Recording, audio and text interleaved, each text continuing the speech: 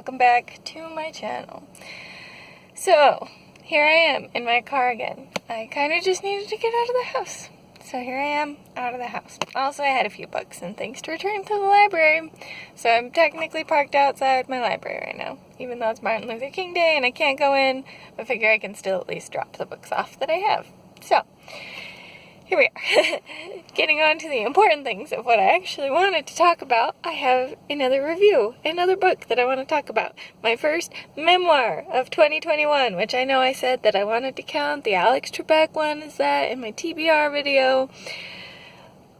But this book was due back at the library, and I'd had it for a long time, and honestly, I read it in like 3 hours. So it just happened that way instead of it being the Alex Trebek one.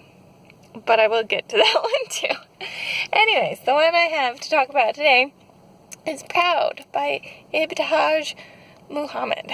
And this is about a lady who was on the American Olympic fencing team, the USA fencing team. I guess I should specify because there are a few technically of the Americas. But she was the first Olympic athlete, female, to compete in the hijab, and the first Muslim female, just in general too, I think. So a lot of different things going on with her story.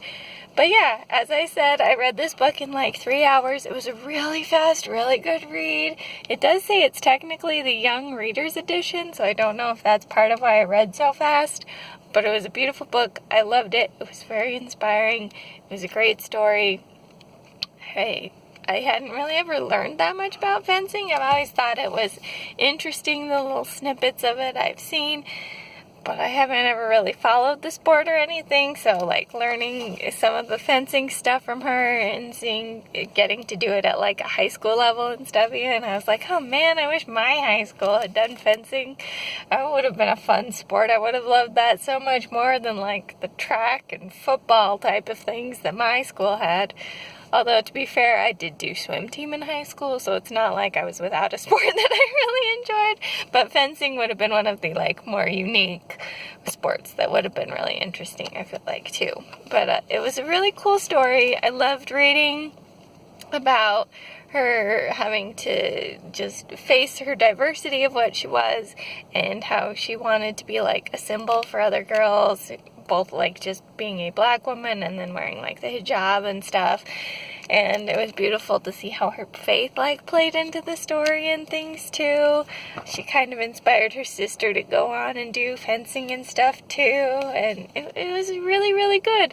And especially for a memoir, it read really fast and really fun. It had a really good voice that I felt was very strong, and I really enjoyed reading. So yeah, I don't have a ton to say other than I highly recommend it, but sometimes that's all you need to say is that you really recommend a book. So that's me saying that I really recommend this book. If you're interested in the Olympics, if you're interested in fencing, if you're interested in Muslim black women, any and all of those things, great story. If you're not any of those things, I think you might still be a bit inspired by what she had to overcome and how she overcame it. So I would recommend it. If you know of any other memoirs like this that you think I might enjoy, feel free to share them on down below because I'd love to read more like this.